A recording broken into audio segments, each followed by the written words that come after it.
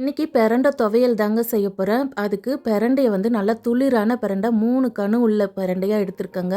அதுக்கு மேலே போனால் நார் அதிகமாகிடும். இதில் இருக்க கீரையை எடுத்து வச்சுட்டு கணுவுக்கு கணு உடச்சி இப்படி இழுத்திங்கன்னா சூப்பராக நார் வந்துருங்க. அதையே 2ஆக உடச்சி இழுத்தா நார் நல்லா வந்துருங்க. இந்த மாதிரியே எல்லா பிரண்டையும் க்ளீன் பண்ணி வாஷ் பண்ணி வச்சுருக்கேன். பிரண்டையோட கீரையும் நான் க்ளீன் பண்ணி வச்சுருக்கேங்க. கேஸில் கடாய் வச்சு எண்ணெய் ஊற்றிட்டு இது கூடவே 2 ஸ்பூன் உளுத்தம்பருப்பு சேர்த்து செவந்து வர வரைக்கும் வறுத்துக்கலாம்.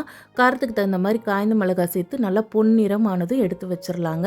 அதே எண்ணெயிலே நம்ம க்ளீன் பண்ணி வச்சுருக்க பிரண்டையோட கீரையும் சேர்த்து சுருண்டு வதங்கி வர வரைக்கும் வதக்கிக்கலாங்க. கூடவே ஒரு நெல்லிக்காய் சைஸ் புளியை நார் எதுவும் இல்லாமல் சின்னதாக எடுத்து வச்சுருக்கோங்க. அதையும் சேர்த்து நல்லா சுருள வதக்கிக்கலாம்.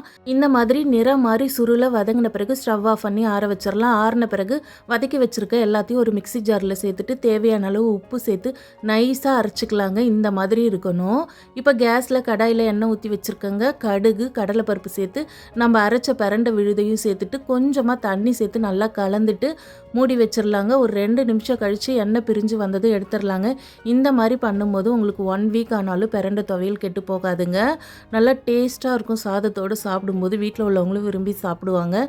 நீங்களும் ட்ரை பண்ணி பாருங்கள்.